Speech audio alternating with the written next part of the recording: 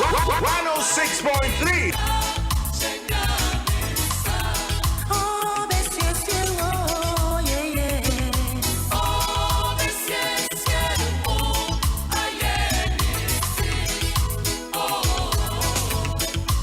Adom 106.3 FM.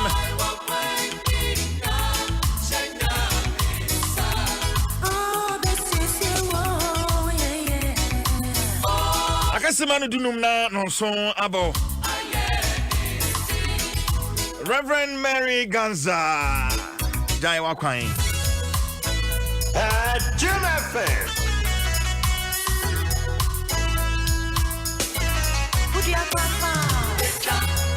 Get an apostle, bro. Dura Plus, where Dura Plus goes, water flows. Errata Motors for the best car batteries and oil. Buy speed made batteries and oil from Errata Motors. Latex Foam, your partner for life. Vodafone. The future is exciting. Ready? Agbeve Herbal Center, Wayari Sefi.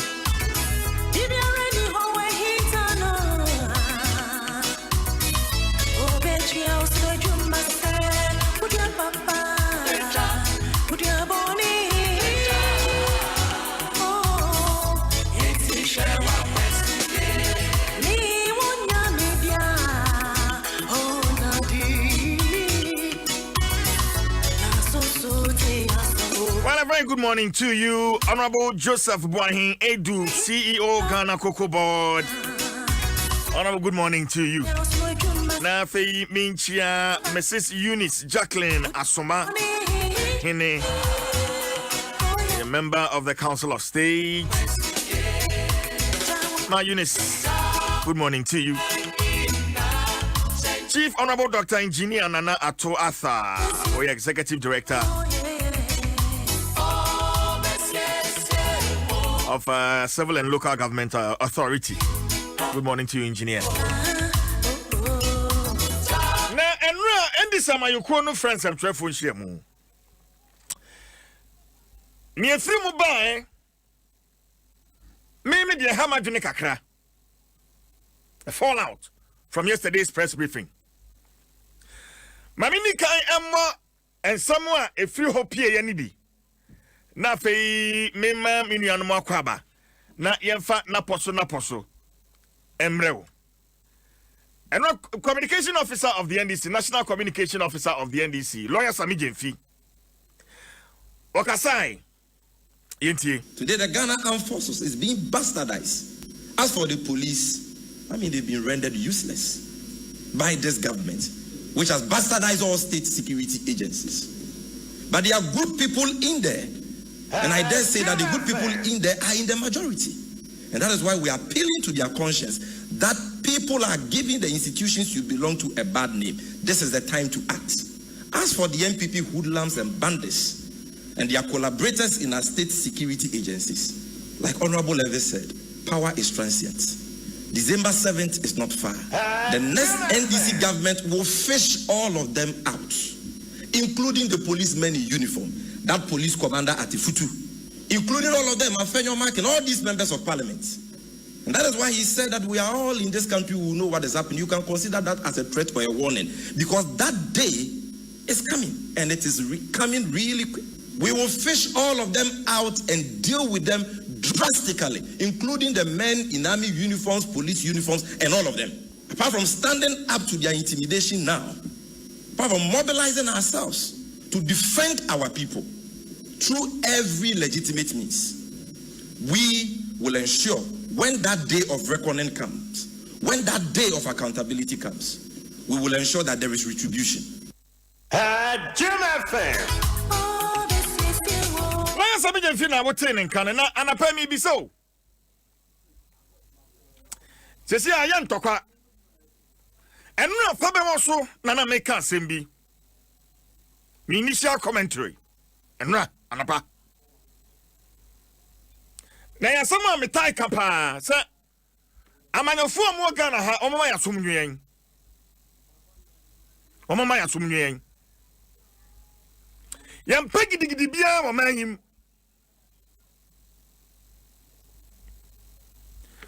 Yakoye nyuma so kodi yam pa kra. Eduru se ya beto aba. Mama oman nim ye huhu dodo. And it's not right. Woman nim ye huhu dodo and it's not right.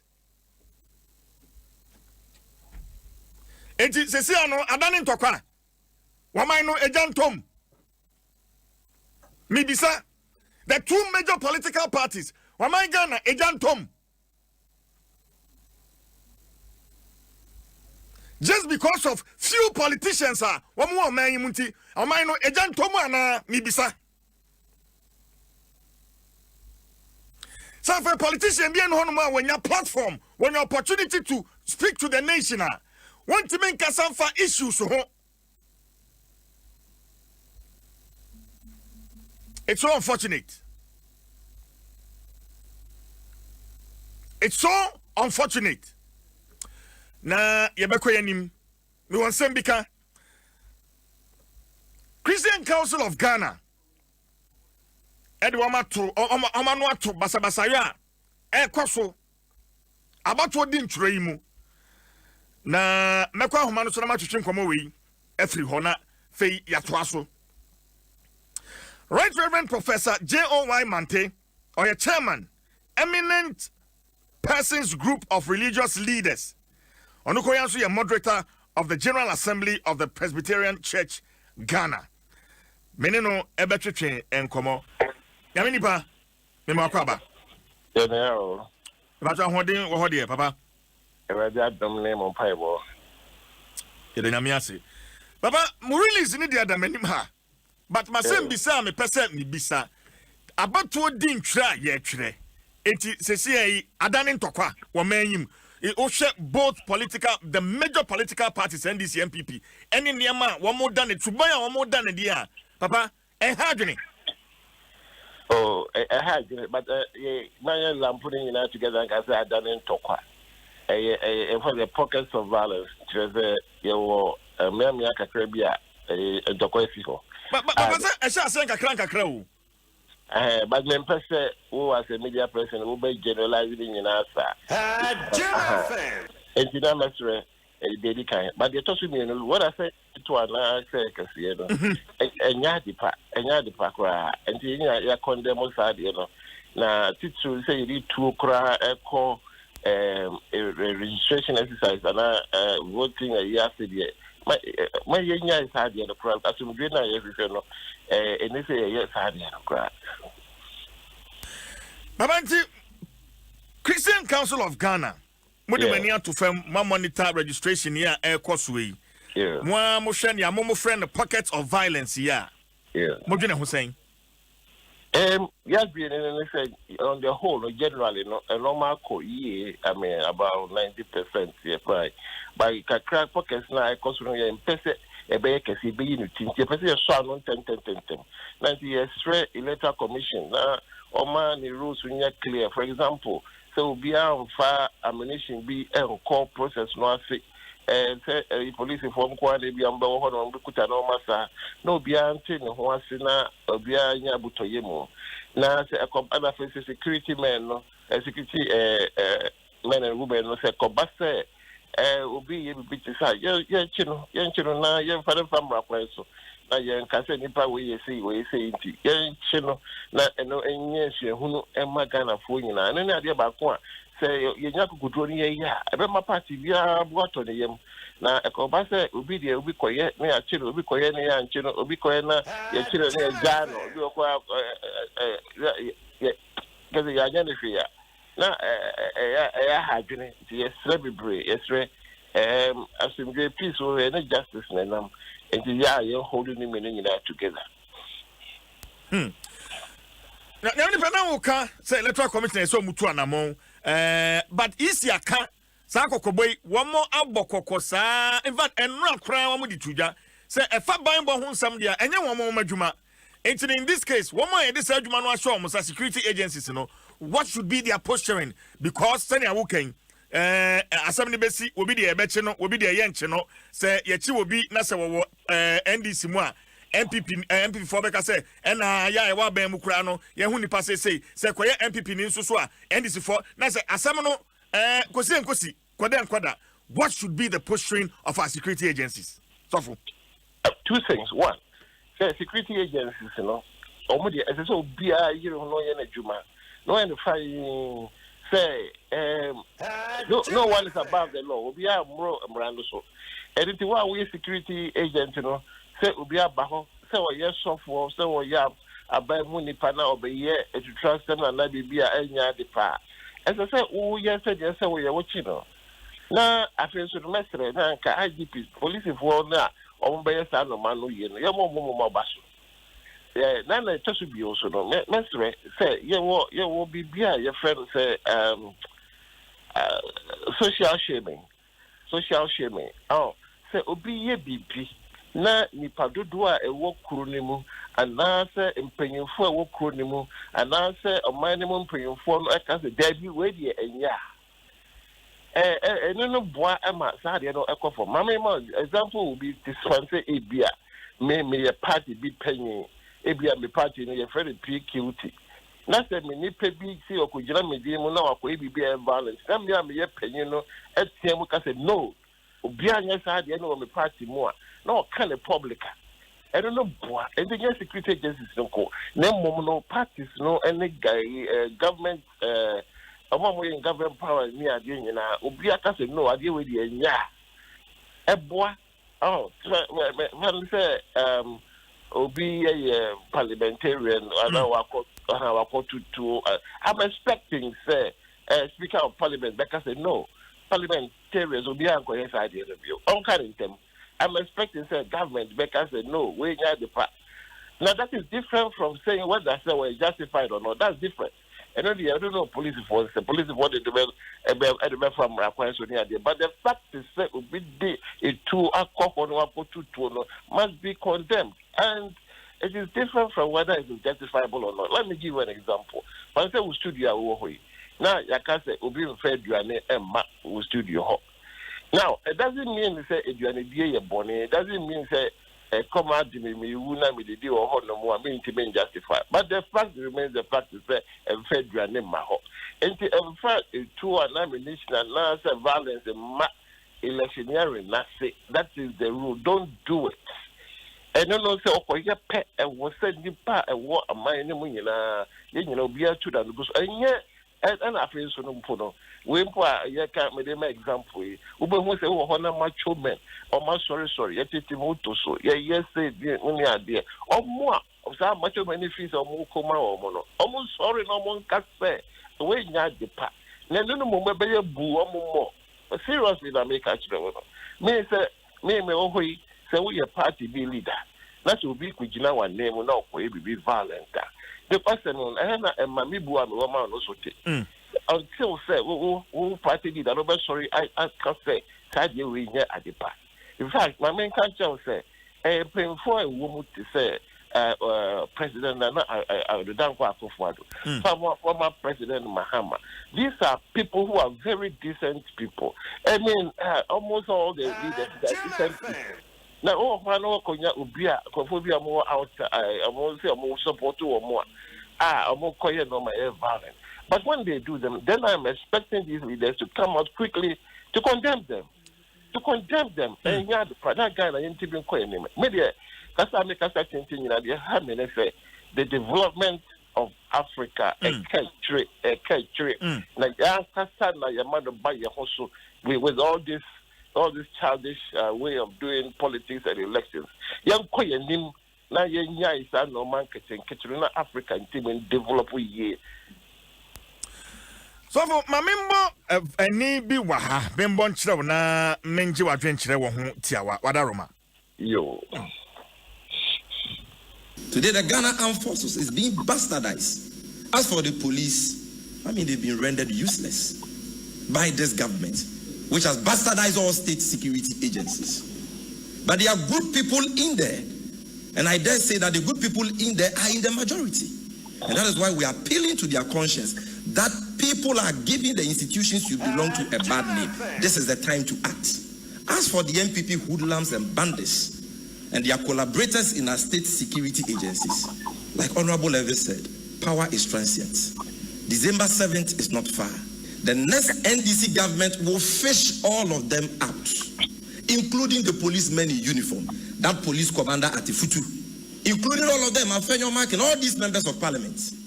And that is why he said that we are all in this country who know what is happening. You can consider that as a threat or a warning, because that day is coming, and it is coming really quick. We will fish all of them out and deal with them drastically, including the men in army uniforms, police uniforms, and all of them. Apart from standing up to their intimidation now, apart from mobilizing ourselves to defend our people through every legitimate means, we will ensure when that day of reckoning comes, when that day of accountability comes, we will ensure that there is retribution. Love yeah. Answer me Baba Humano Sono. Na I am Shisham de Casa na sort of correct me say and when you listen to comments like this, what are you saying? So Yo, my main kind of man, you know, the kind of the background or Casan or Stati and Anka or Casan lines. But if you are quite now or my warning, yeah, meaning to me and if I grow or Ghana ha, or the idea onto the book, onto the book. Na the question ye pese ya na ye di buo emma mpemfo ne politicians no na words be one you so aya na chia nti on to no bokra why na the tosu bio mesre ama mo amoye media for enka anope bia o ka wo ba station so no pay ka asumdwe ho asem ansa na wa start program udu finfin akando asumdwe ho asem wo be wi aka asumdwe ho asem ansa na wa sorry. I say, what you can media person be a bad studio no yet, sir, at the end. And before Behon say, kind of for your person, that we are not interested in to trust them in no man. Whether which will not matter whichever party is coming from. Now they make candy and say, sir, no matter to say retribution, an eye for an eye, tooth for the tooth. Mr. Adam, when there's a what is that? Say, who continue now we eye for an eye, tooth for a tooth. One we are, you know, that country no will be near to. So, then you only be ruling a blind people. Anti mestre say, sad the other day, you tremble crap, you tremble, and two wrongs do not make a right. It will not matter which party did it. And he said, Ubi koye bibina and ya. My young can say, way you say, young country, you say, baby, Debbie. We don't ethics. We don't do ethics that way. Yes, sir. We need to always move beyond what is wrong and do and correct what is wrong with what is right, and never try to correct what is wrong with what is wrong. And that one will not move any society forward. Societies are moved forward by people who think right and do right and want to do right, whether in life or in death. And that is how societies can move forward. But so for basa and Yamrawan Kokrani Aduamuye. And Mabunu ya Mumianko, Ubiandi 2020 Ghana, Ubianum Kakrana Fei, one Fasikan Shano, Yamankoya Basabasa, a footwo pa Mabunu Sabri, Yebehia, about Wobri, any Dania, Sofu, Naminia Quine. Yo, Nanamiti, a Yibia and said Minister State remain carried the papa. I don't want to make one of Mabunu Sayansana, or no way, member of parliament, now say, or original platform so can say we are now about studio not can say we are one other party leaders no you know community enti aya mebo no mo to mo bukra no mo hu say sa ni pana omo politics mu amoye mpemfo no de omasua how to do argumentation omasua enti original no your argument and say we are enemy that idea no na one nya adwene eno nti say obu ho a ni nua pa obu ho ni nua but no nya adwene no beka politics obeka public na mabu na so no mo de aye ntokwa enti bo say mabu no na won che na ye wo me sre mabu no say me sre o mo say o mo nsu anyansa na mabu no o mo no e prepare na o mo wu no o mo nti that say for a politician be ewu enti me sre o mo ho nyansa na o mo wan kasa say politician be back na also bajiwe na kono monsan bajiwe na koye we mam na onim se anya de pa o ho se politician no so oba a o so ye bebu a ka obetumi asoma no e jo ma no nkosoma ne ba Unyai or no, Webuna or Yeha or Madrid. Ghana must move forward. The future belongs to our young people. We want them safe, we want them live, and we want them to be able to hold this country forward. Of any month, I mean, what's in the offense here? Hey, now, what do you see? What Massima may catch them? It's now I catch the media for you and say, about bad studio, media, the whole country, and not media, Omonka election was to be awesome. And we are in the middle of their program, Omonka, and at the end of their program, Omonka, that's a media personnel, yes, I did not. Who change the baby again? I say, Adom Nsem near Beckham, some on your phone, one more journey do. David, would you try the American? Now, more we should be on if I and what treating a bad program also in a day. Be about at the beginning, in the middle, at the end, at the beginning, the middle, at the end, lower, yeah. A bad boy, why? So for me, that's the emphasis here. Right, Reverend Professor J.O.Y. Mante, or a chairman, eminent persons, group of religious leaders, and the moderator of the General Assembly of the Presbyterian Church. Ghana. Yeah. Masabasaya kwaso. Kwa kwasa na mema makwaba no. Me hame. Enye se betra ha ne kasa ya susoje agum. Se woye konfo na usi ekurom ba. Ekuro no mankasa nkasa woye den. Utimu bi. Na keba ni sen na niana sen si Honorable Mavis Hawa Kumsindie, eba ye. Ya come! Just and can no ponting quada, Nenra. Lawyer Sami Jefi, and so the way I be boom. Now, maybe, sir, political parties, you know, and one more campaign strategist, Anna. One more campaign strategist. Ninja maybe, son, say, and Kaushan eba ye. Free Honorable Hamakum Sindie by Ye and Kelsoing and strategically and NDC for more planning strategize it Yanaboko Nakamusuma for one at the point. Musuma Messu Sojangum Mumasis Sojangum strategically when penalty like at that way penalty at the hot momentum.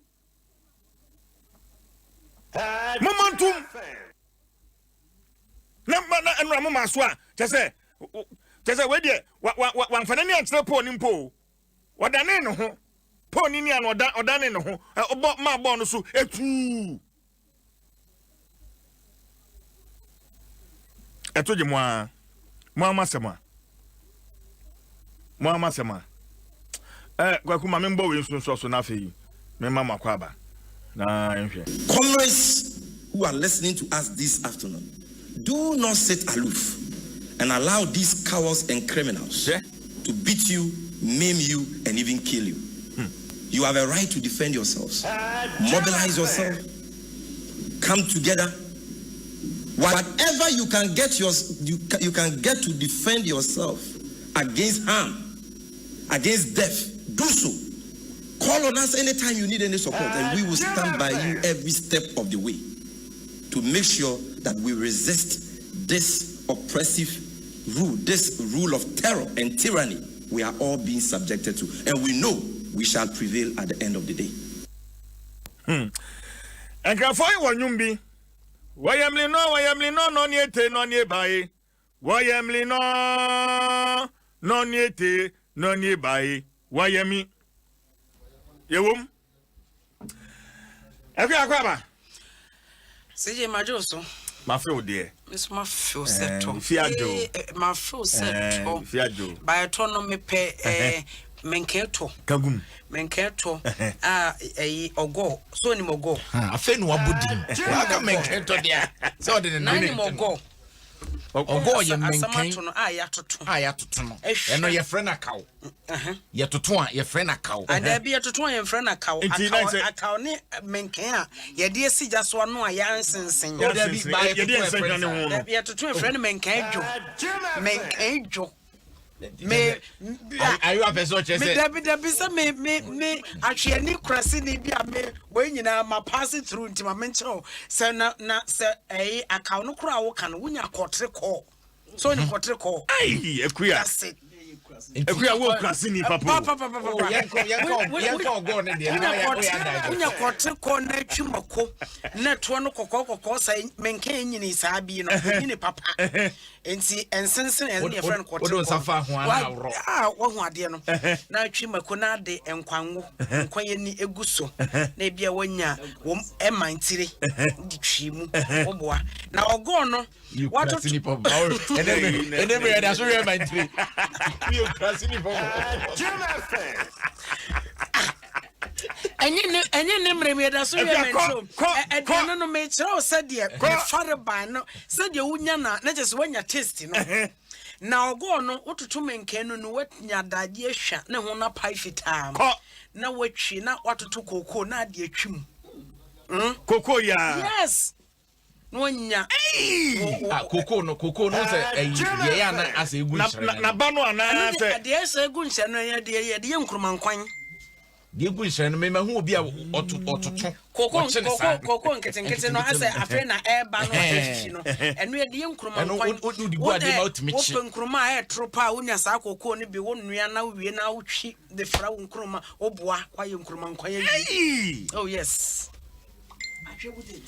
na minim se mini krasini na ye ma me chese na sidi mini aduane bia no na eyi no aduane pa wodi bia che akua tobo keka bom dodo wogo no se woye ne saa na se ewrade wadom na onya pa bia on penkun asede anka ne fa ba bia se nyanka besai no no sa na se abres pe na mo wa chire no wata ba chire wo na wi na ba ne sa na otwitwa no bu nchen a na wanyanka te a ya che na de kate a che ne so agubenkum so sa na watoto kobi kobi nketewa wo nketewa nya kobi nketewa na nya pafu ni bi nketewa no watoto na de no so wato nchen na wabomode a pikusua if ya kokoko na one na de sinchen wo wi apenso sinchen ne bo memo bia na da wo se wo didi amenum so ne di amenum so bruni no de ba ye no di ogoda sije wadi ogoda ko bo se ogo ye di so ne di sije se eto wo di se de kwaku kan wo di to no wanye nso ensi nchen ne se twiwa wa hwe ya ube hwera kosto ja ngwa obe bodam na kaudi ne sai ade chia no pe wanya mefa nsa kanchie na ode atugem kanchie ode tugem na fei ubonse etugenum sa no ase ya no adada kanchie anasa dibi de tugem ne se ase hit no ewuram sa na sanim na ado kanchie ne yede ya kanchie no so yede kokko unya kokko microphone my end betonka wonya akanche ne de kokko na ye kokko no yesi wo wadromu na wo de ejene moko ne sanoma ne ma ade ane sha haban mu that's right wo de frana titibu no ne akanche ye wakanche o ne wadibi adibi no de wonya ye na no ye de bro adibi enchine wom adibi eno no adibi enchine ntiri mo nye de asa ye twam kaka na ma me to be what yes adibi enchine ene pon bejisika fama mo da bi fama mo ya na nko Facebook na wo mo ni dance yo say sije diskana ma ye kan on akua hwe anope unse weda no se eno a ewia ne mmo ene no so a enso nya na adwen se to ewia mu adadin etinka unya bode ye ono a woni abadisa no na asunsun kwaku weda we yemfa bode o dabi weda we ye de fufu anopo fufuo ene e mane enkwan ene e mane onya fufuo be di no ene e mane e mu awosa no o de so ododom na otwafa ho ese ye de bibia da ne meet ene e kuye miracle DJ kwa Kuru Johnson e goya ya ba fantastic my come na wa mi trinwi dia this is afro na bi na no me yes okoto monakrim emfanye no wa Sorry, I will come and Some me pampe mapa. When they are dancing, me evidence based. Yeah. Wait, only 2 weeks old. You are not can wait a monocrim. Would they have facets out? Miss, what part that what you watch it? Oh, my name it was an annual. Me name it was saying, yeah, the ending like I said, at the demo dance here. Who patches says, Unye Punk, me, monocrim, a wow. I'm not forcing many my Kwakuti, Mr. Shabu, Atamfa Ferry. Oma Ferry, and me in a good way, but no credit. I'm in a book on you. Say, Jenny, I can ask sample for Mr. Equia, Mr. Equia, won't you come here dance, dear? Anequia, Mr. Dance, dear you. What you come here dance, dear? Say, I'm for Jade and Yumbia about my who's a hand posted in here. Odo featuring Obofo. Fatum Mams is here. Fatum Maminia Sakakra. Fatum Mams is here. Fanasa for Jenny 2 months is here. Yes, I'm for one so near so. I'm for Jesu dear. Radiadum said the another papacitonium, the son would be done. I never bet you an empire. A Mr. A party minimum. And a puppetry home pie. It is not per se with dear dear. Upon Pimpa from Mecania. Won't go for Passama Bremen. Nice so I'm family. As I'm one woman, funny baby, and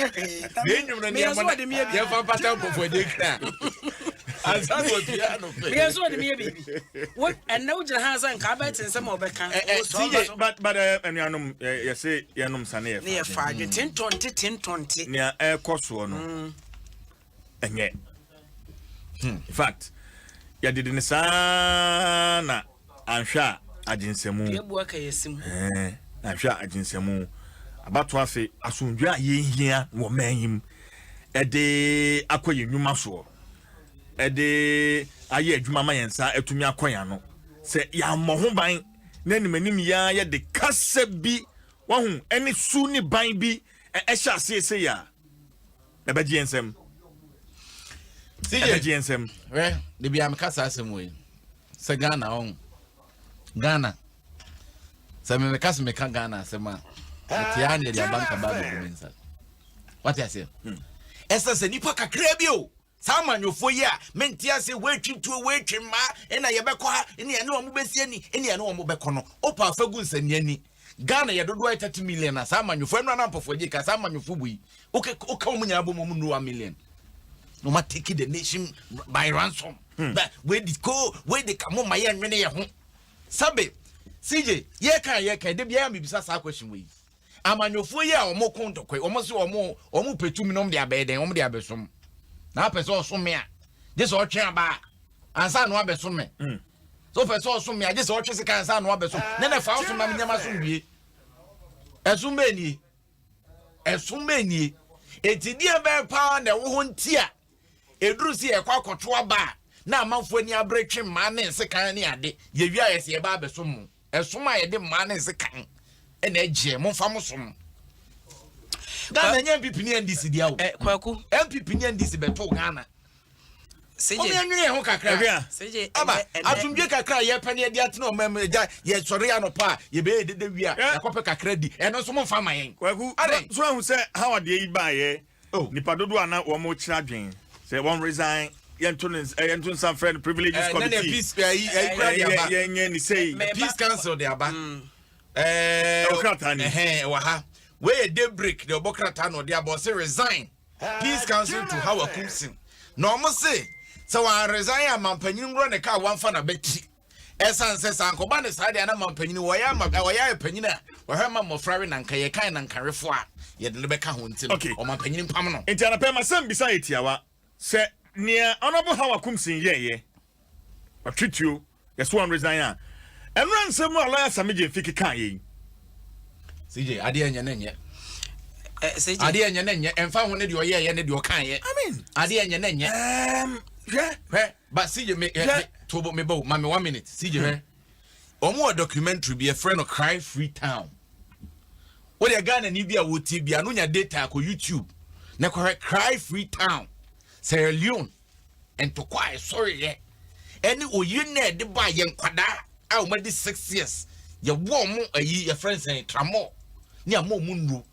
no mu twa manfo no fo twa bi mu nsa kutatuo ene ade ene yebeko ne yebeko to kwansi Ghana da yedidi agro ayikumi CJ yedidi agro mam eneme fanto fom ya na da bia beka se ya na eneme de to fom na maka ensem kakra bi na ewiase na yete no etomre bi a enye patapa ene yede ka semu patapa no ebia de wotu fie na wo se wo ye no obi nim ye tra wo so kra ena sem se de te se de ya ye mfase kan entwa se kuma entwa mane nye yi ye de ya no ena eka mamin anamo ye wotu ye nyina ene se de ye sia bonne ehu na chi ma no ye ni tua enti lawyer Sami Jamfi de wono nso keka ye na se wususu se wodi ahye otrim abo otrim po ese bia asojafo anasa posifo ye bibitia munti you are sending a warning or threat to them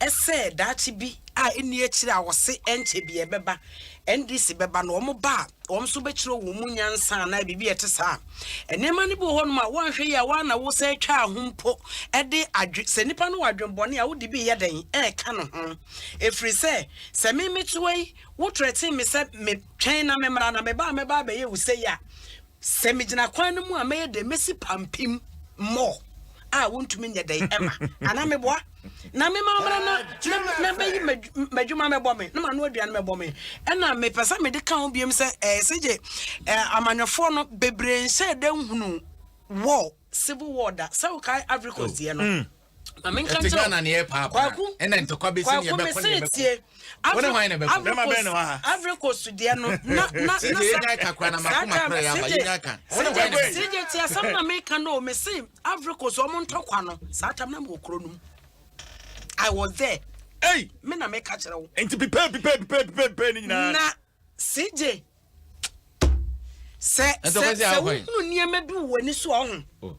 Wo che say wo yetimi me hu se de me si a picture de no wo se dem no wa ye bibia wo dem ho na mpo dem ho mpo no se nyame anye wadom ne se ye bowura se kotokoni asek memosa wo mon de kofa santokwan ba na make you ye twumfie free empasia ne ye de se kan nesusu ta ne etwitwawo na enema ekoso sometimes wo pie na behwe se de enipa egu abonten na krono mu ebon a nyame ache ya so mbisi ye Ghana every year bia ye better say GBC GTV no the Lucky Dube my favorite reggae artist.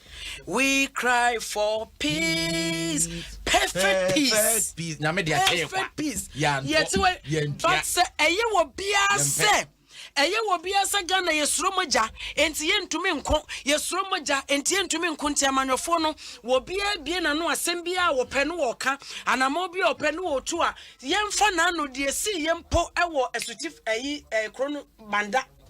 So mandasa de na ensika etwawiem se wo asante achim north or south se de omode hama ne ensika etwawiem enti de tie ne se ye de saa na se ye twakoso ye ne se ya ene Sami Jamfi se wote wona so obi ebe ye obibi a face the person ene ni se wo ya support afra ye ne de support no bebro enti se ba ne se NPP ni so ho ne se CPP ni te ho no no so se ne for enfesi wo mo hia support wa yemfra na na chese Ghana ye ko anase ye ba ebusua se de comedy ka kan ye no tena da bia meka se manyoni no a ebabunu youth wogina na chi na wo se fase kai fatuo fa ba no me ne wo kan ne ba eti America wote UK wote Canada wo ko school wo bibia nsi ma wonte sa manyoni bi aye political figure bi eba eka ho da enti abusua mesramo mama yentu ye hofo ma me a wo fie me nua me papa a wo fie so ba ne tena fie ne tunufo ne ka kire ne se manyoni no wo se hwirisi abonte na fasika feto no ka kire nso ne kan kofa ne ba emelidi ne ba me rebel dancer na ye na wonso wa de wadi akire but the money pa krono mfa ne ba nkotena brochire mfa ne nko school papa mechanics so mekeka brofo akese enkyerɛw na wo wia sa Why ya na wa boss said we no was about betore onu obusua se aka cho se fase ka fetu enti anopei de owaso no ontie de honhom ne ka kira safo no Ghana se eno na mehwe documentary bi e wo Facebook one of our stations no na ye kwaku a young man obey 23 years was in the vision is nka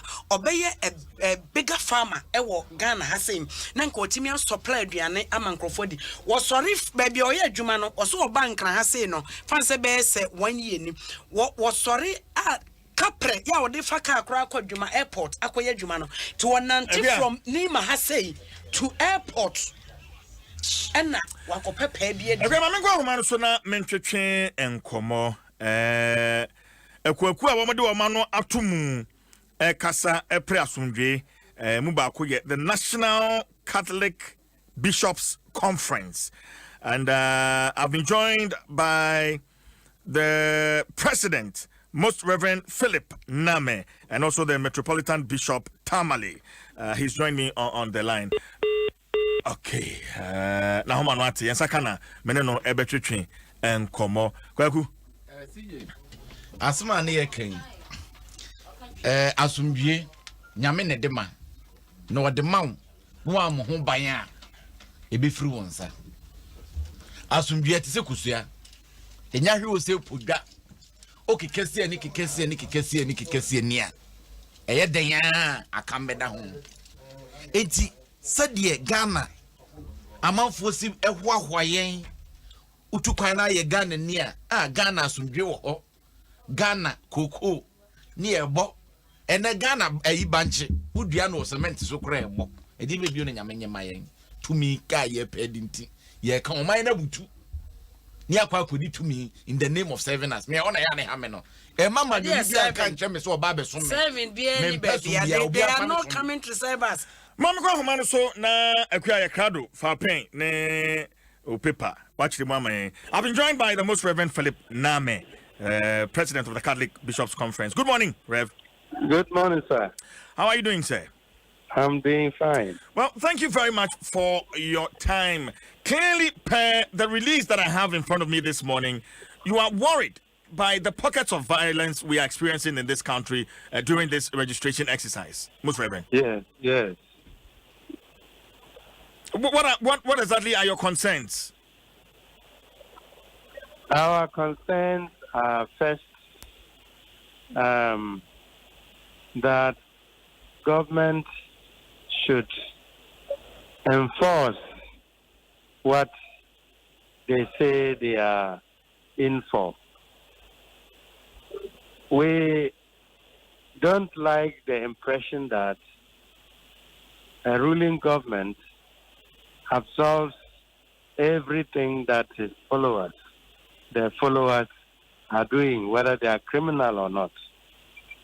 I think we have mentioned the places where this violence took place, and we are also expecting that whether they are members of the ruling government or not, if they engage in criminal acts, we expect the government, through its machinery, to punish them as a deterrent for others.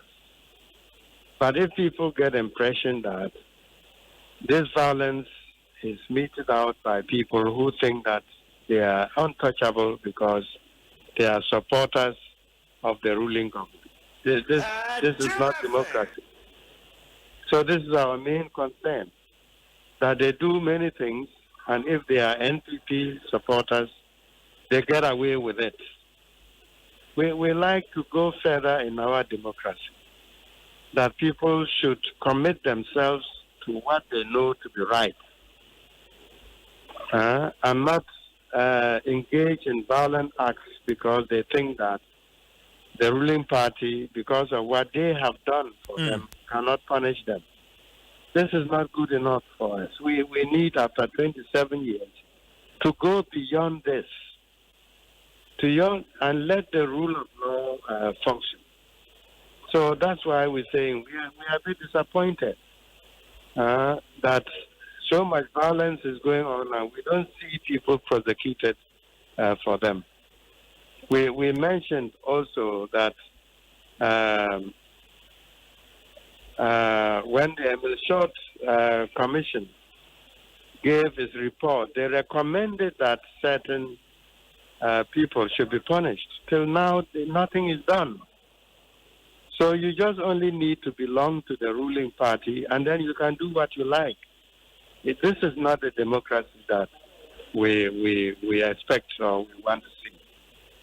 So these are our main concerns, that government should descend swiftly on those who are not abiding by the law. Most Reverend, and then they will be credible. If they don't do that, they won't be credible. They are not there only to punish other people who are not in the party of the ruling government. Most Reverend, are you worried about the seeming silence of the government with regards to these pockets of violence that we are seeing, Most Reverend? Yes, that is what I've just explained. If you take a commission of very respected people and they go into a case of violence, and then they recommend that certain people be punished, and they are not doing that. Is it that they don't have the machinery for it, or is it because they feel that since they are foot soldiers, so to say, then we need them, and therefore do nothing about it, even if they engage in criminal acts? So this is what we are worried about. Being in government doesn't mean absolving all your followers, even if they engage in criminal acts. We expect that they are citizens of Ghanaians, and if they fall foul of any law, they should be swiftly brought to book. And we don't see that happening. That is why we are a bit concerned. Most Reverend, I would want you to take a listen to an audio file I'm just about to play, and then I'll get your quick reaction on it. It is the National Communication Officer of the NDC yesterday at a press briefing. Please, for a second, just take a listen, Rev. Comrades who are listening to us this afternoon, do not sit aloof and allow these cowards and criminals to beat you, maim you, and even kill you. You have a right to defend yourselves. Mobilize yourself. Come together. Whatever you can get you can get to defend yourself against harm, against death, do so.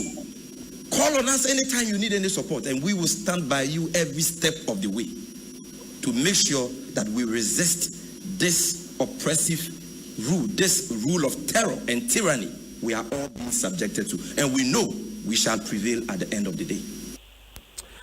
Right, Reverend, what do you make of this call? Well, these things come about because certain people, let us call it opposition, don't see that the ruling party, the ruling government is enforcing the law when it comes to criminal acts of their own party members. If this is coming from the NDC, I guess. Yes. If they had seen that government was descending swiftly on criminals, whether they are in their party or not, they won't come out to make this call. They will not come out to make this call to their members.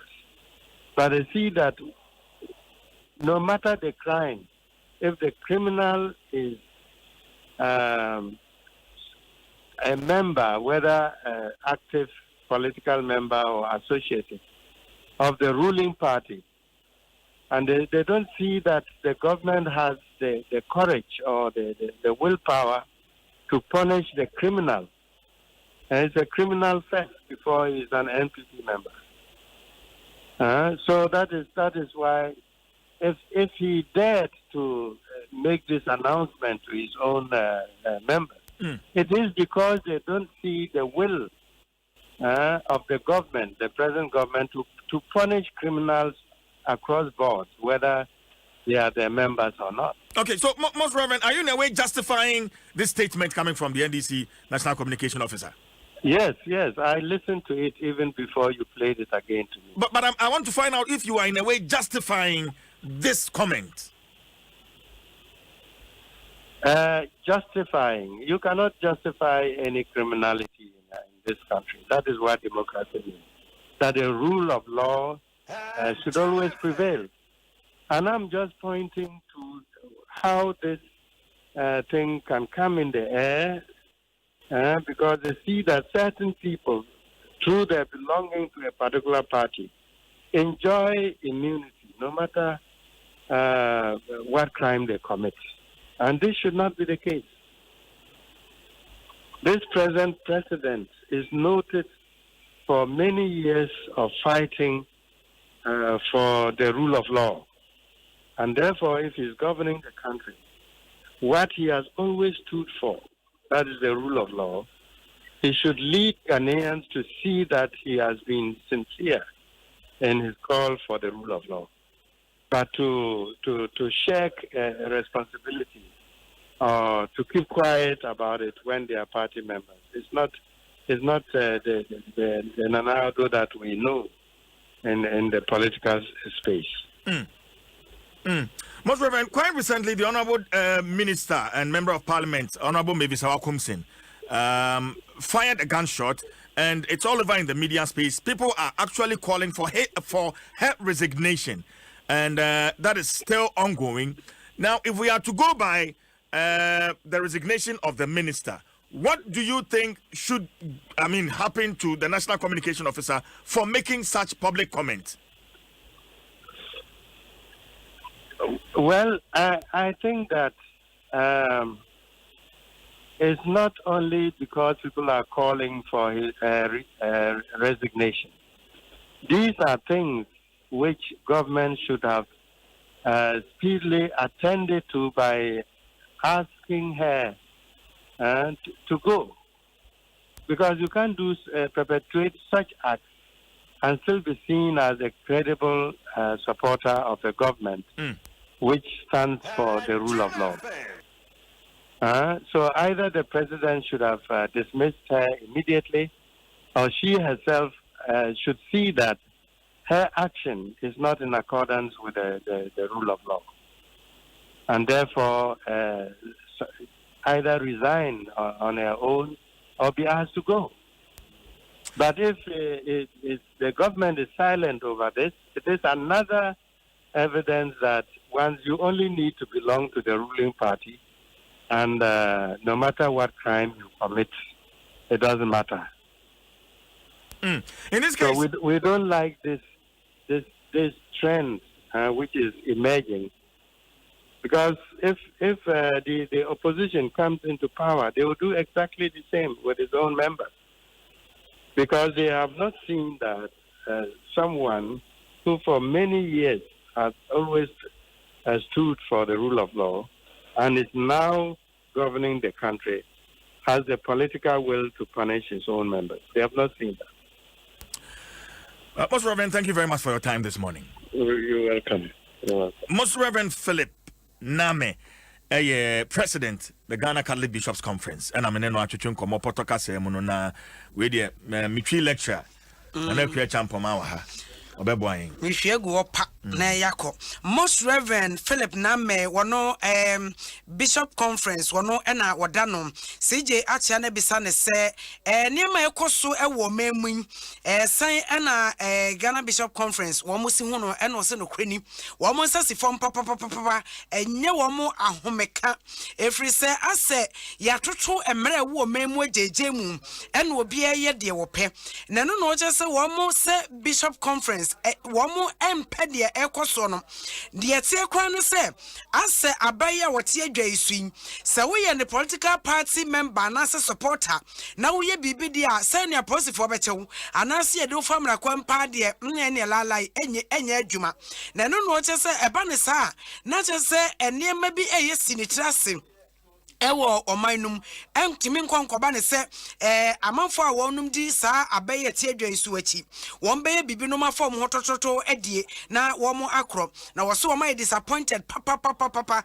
se basabasa ya wodo ekoso registration enyina mu no yentumi mfa wo bia kra MPM ewasene bia emon kwa aduma ne nyeye ena sije boss samejamfi enra nsam ansanchofo nchiemu a womo efreye wakaye ede efa nema ekoso a endi samanyoko nsusu se eye atetiye bia ye ditia womo na osofo nse debi ano de samejamfi kan sa wodi kan efrise wonum hwe ne ekoso no mtimu se aban no ntimi mo womo ho ban sa aban no ntimi mo womo ban ne se obi ye bibi ne se ntwena so de a ene no so wo kwan so wotimi ekasa asem no a wode atodwa no na wachese NPP abaye tie dwansu wo so wo masem nyina eyese wo mu gina ho ma emra so die enti wo gina ho ma emra so die dia wo mu nhwe na Oma manfo nyina hunu se enokra se wo mu eyamanyoku a wo mu di mra so nempom enkanka enna na adanko akufo adode se de se wo ye no de ne din no ase enye ne ho ase kakra efese se de sini nim no so odi mra so nipa fa ahode ehunhia no ase se enhyeda nkoso ye papa nti na nankeka no ho na wo masa edin na wagye dedada no amanfo wu sasa ntoma no esefata no a ye de befra no na se pa na ebekọ ne de a ene Ghana Bishop Conference womo ediyawo ewo ne me ekoso a yenya entwi obi aso ewo ho no seje mewie moa kwabu seje na enra me hunu video bi social media dia me hu ye na wo nso hu ye mesu bi nimu na wo so ke ya na mame ntete ho na se no amam be hu fi asante mantem ya ye de me hu ye na menhia won so de ne fra sentimentem debi menhia nese o ke kakod me de na mu kwakwa ne na o de no menhia na bantma hene afo onwa sana mi hunu ye no na wabu kotodwe gufam opem so anim ne sada ne nsayem a wo pachew try wrong meat wo pachew na sije opem so anim de panyine nim akwada anim na wodru hono mo a wo ye bema something eyira wodru nanim saa no a wo ye bema na se wo na wo something no etise babadua na why de wase on so timi na ne se de kura wodru ho what I to say oba kai so dike kopie ho mre bi atwam na wo panyine no wono ankasa wo firi mu fie no na nwom sesan ne kasa sesan ne nante sesan konya kura nko be sesan na tade ye nko hokwa kwaku ma yentie na yenhwe se benya nkyiremu no a yentie we oye niema ho ye ntiase so etie na sasa mu ko fa no mra ha no nto ho na tiwa ye ti wono wono me press so etie bibi bi ono so sasa ke ko na to se wonso e de niema na ati ko ti ho a wo ya enti bi so ye ko bi ye ko to so etie so etie Jim FM kana zabe asisi fia yepe esini antoine no musa ko de no ye ya esini be me bi e ko mo mi en ko pe so etie ye kun wo kwam so domna sina se ye so ye chawu enye ayi na e ntoma ye chawu tuma ni bibi e so etie you must go. I'm not going to make a no wound, but you are the two or not. So, Yama won't know. So, 8 years. You said that you're coming down with him, that's what I told. I'm a wet, several dollars to what we are. What will be Joining me on Facebook. Na mentua voice a me boy so. Kwahwe video. Na bantma hene a likoto jegu fam. Hey! Man pass man. Abakwa han ntomo ni koto jegu fam. Man pass man. Na join me on Facebook say Adom 106.3 FM. Facebook. Na kwahwe video no. and I say omo abu nkotojo wo fom ho e wo video mu Facebook ni YouTube no me hu him for mako enan ya wo mo obi antom agu fom a omo abu nkotojo no enti ba fom ankwati a bantima hene no no ene ne odi nkan no a ne ntoma ase kokko bi ne mu no anase sei wono meje de se wono na wono ne wo pese wodi ne ti nyina si fom e ka ho wo yesa de wontimi kura mpagya nani ne ti enhwe opimso anim e na asem a wo ka no waka enti meje de se wono ene de odi nkan ya ne ntoma kokko bi ne mu meboa ani wono odi kan o sha ni sami no nyina si fom a we say wontimi kura ne ti no wontimi mani ti so ai je akuya to o se wontimi nyere ontimi mani tri so wo koma tri so wo kopɛ de ti de akɔfɛ wo kɔhwɛ hwan sa ebusuan join your Facebook and YouTube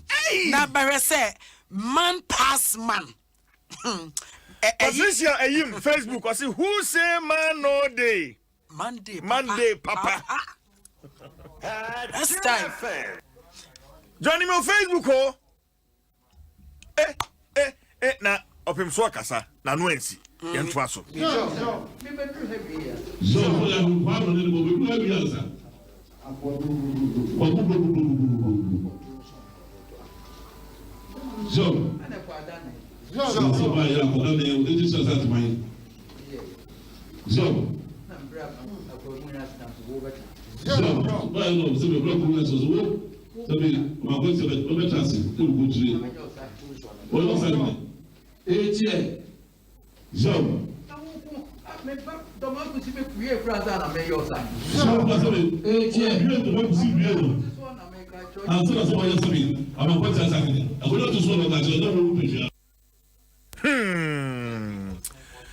Joining me on Facebook abusia na sanyu mi obi anyo obi Ose there obi anyo on Facebook oh joining me on Facebook baby e to sanyu no baby ba ko pe yi ase na ne usukura wodo beko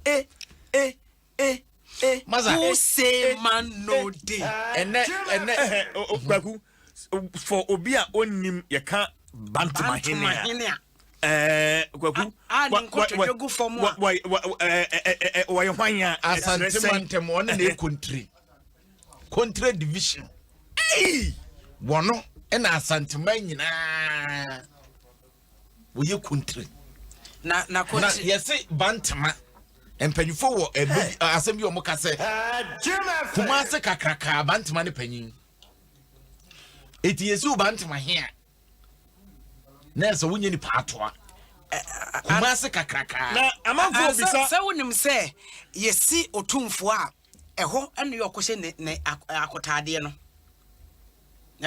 no kosa na akotade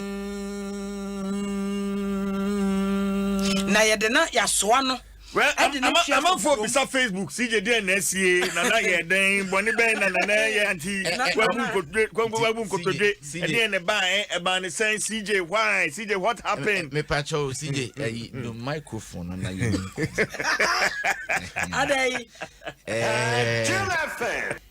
sama ye tete no wo ho wonim se okwa asantema ntemu a ye nton sa ase basabasa ina langard ntimi fa ne penko transase so okoton esan sense ase wa santema mu nyina no ne dia debi na kwaku mamenko land registration adomonline.com eba adomonline.com na womo ebisa dia esi no ma memba asem ne tofa okọ adom online wasan ba behwe video no no sensem a we no afa na yewie na ya betie na bantama hene na abeg no a wo hu no eno so yewie ne ba betie bantama hene crawls before otumfo as this two-ment stared him in the face. A video making the round on social media has the bantama hene Bafo Owusu Amankwetia on his knees before the Asante hene Otumfo said to the second as he begged. The bantama hene, according to reports, was summoned before Otumfo for misconducting himself and desecrating his stool. The head of the Conti division of the Ashanti Kingdom was dragged before the king after a delegation of sub-chiefs sent to the racecourse market came back with confirmation that he had encroached on parts of the land and also diverted the course of the Subin River for his private gain. The Bantamahene was said to have forcefully taken over parts of the racecourse land for the construction of shops. He has also filled portions of the Subin River with sand and diverted its course. His action has greatly infuriated the Asante king as he threatened to destool the Bantamahene over the conduct. According to reports, a vote by all the divisions, including Nifa, Chidom, Adonten, Akwemu, and others, with the exception of Benkum, which had no representative at the time of the deliberation, said the Bantamahene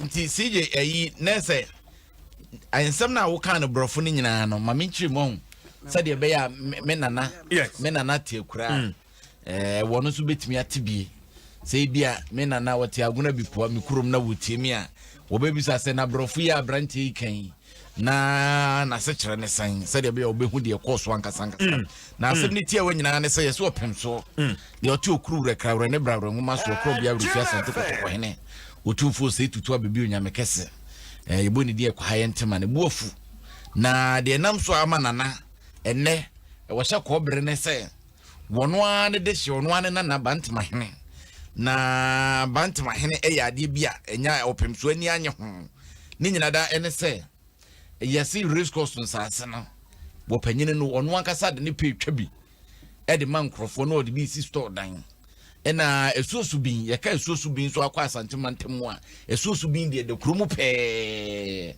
etina enye ensu a yedi ho agro ofa anwunaga junction wa na ni wuramu saa de kofa aboabo achi ho e de wuramu akofa airport runabout kofa menhie achi ho na mem e de kwa nti esuosu bin de e da asanteman finfin de so panyini wo twa anwagum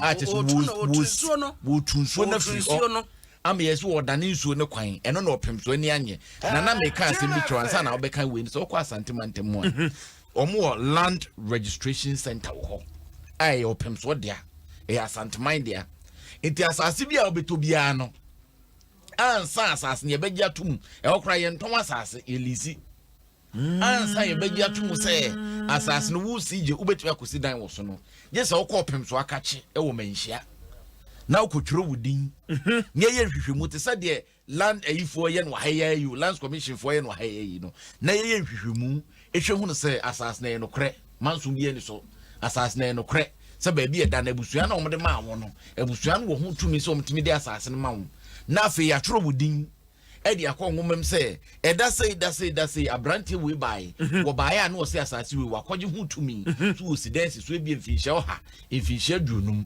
enti ekoba ne sa ne konkratem enti wo kyena so wo bi kọ na so wo kasa asase ne de a eno ane se didi mu adanse na nanu mafrasem no na wo madi mu adanse se asase no abusua na ye wo de ano abusua na de ama so masin tutimi fa ope enkotena so etutimi kwa santimam enkotam tu ntam se kan eto ko ko bi asase so elanga ukokum nipa da nananum tumi ekuta wo mo no se yehye ne yi asai netie ansa kwasi kokko ofri ne kuro mo beba nananum wa ha se yekaso obi yo hene a wo yo man na agya wo sa ye hunhun magya wo no so ne sa ye odomberema a eduru sa odi animu etini ensi hene kwa sabe kwa hwe ba bia ne atam no ne na kosi akonwa so sebe ne nsem obi ene ofri henfa ne ba ye ntino ne ya dane akonwa no kwanta ne anum benku ye kasa akonwa no benku nso ate ase se akonwa na kodi ba bia ni kwa se ko ye se afam pra anum benku nso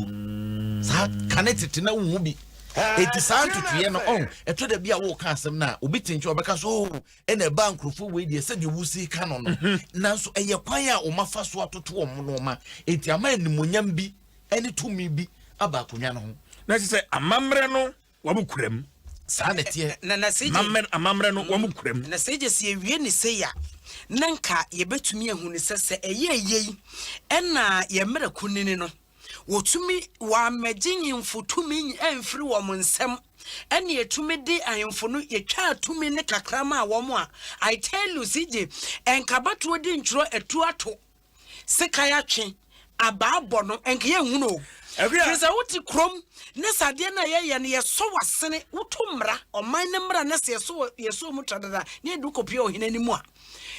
Ye bet you was so said Saban and ye just near dear my among the then I bound to my henny a chopper or the ma of him so. And also so joining me on Facebook this year. Na young and I bound to my henny la chopper. What the man, what the amount of him so.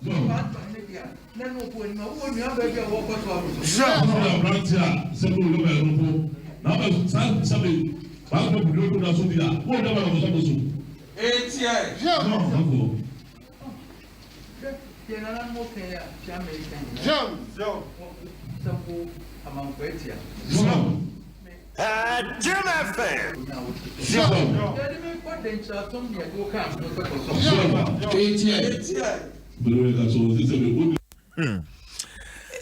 We not quiet up him so one. So what tea up him so some no can ya. And never to my hand, watch Renasi or Cotton and him no watch Renasi, you know, crying out fast so I couldn't know what is so, and the mediana may met his one. To me, a woman, dear, and it to me, a woman, dear, say, wouldn't him not send it. What to say, beer, what ramen no quiet the old pa. Not or 2 for him, don't you copy or say, I said the name dick I can't, or no mean in our bayra. But say, a becon is saying, Nesse or him point to say, a bantamahene, or no, a bet to me, a dear uncle to do go form, I'm man and 2 million go form, dear. Sank a bassa, you know, be so or mine. Na yet the 2 minute be, am I him for no? Am a woman to me a discipline and first and I say, your friend, when you say you move one dog, who can him, Ewa Brian Robra, and this and Nansemo, MC in 50 months, or Henny was who shall Sawa branch na Upieto, Togas Dauto, where your bar was Silimugu, and then the crum ho, 1 person I know ho. Boss so pair, yes, human rights, no master, you must ask him, yet Chenana boss, I didn't know, Emradane, Nana Pese, will come on for Casa Boisho. It's an idea what ye mind when you know, yes, you are quite Mana Broso, a mamma, Quasco, what any chrome one, ye, Mrania, and fan who, mine. What the other now grow saying and walk as a woo chrome, dear, just yet, be papa be a crania, one tross, I know my dream, and so kaya dear, ye Gina ya mamre so, and said dear, I him for a hinye, and the moon said, Tiano, and cow may, baby, a dream, and came a drew, and came a drew, I say, I bet you bedroom puntum. And you say, na and obi to me, or he need to be free will be so. If you was member. Hey, and a can't to none, this a kind, and we are ready now. Who did they make an can't to none, this a kind, and we are ready now. And count of wine. Yes, so support, yet the water won't appear. Now, what's the one year the bright price here? When you price here, and the cost a minor. And your price, it's a bill, 2 heavy. What one said that Quabrane call him? Ness would the pew feel what a semesi. So and net, baby, Baba bedrew. Because of if you say, yeah, dear, you want to end yet. Yes, I was called because I'm dear, and my appointment to me a BBA. But on my yes, I know you. Now a constitutional review committee in a home and Cronabano more yeno, and Kayen Yama are him for no 2 minutes. Nene asante de na asante region ye also manoko ye besre na nanom emu bi nso kitiris na ewu mu no a sebe wo mo ye noma a ensem fata no wo mo nso nyai na ni mo nyamrem obi no mi agwakwa dukumi na na kua e champoma Safuedu. Man, why? From a punk man. Afro. Afro man. Afro. Wait. Obi the message be by. What's all about? Pastor Mario and also. Also, oh yeah, I come more. And you know, Mamma Saka. Maybe will be champion, will be so champion, and media son on one. Pacho, a bra, a check a crowd. Timane Mona, will be so paso, every say not against a minimasa, but I can dance you. Make Chamanas. That's all for Jay. And you may tell them where Odom.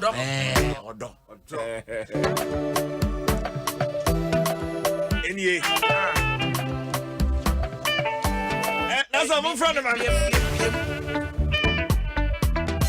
Bibronier. Adom 106.3.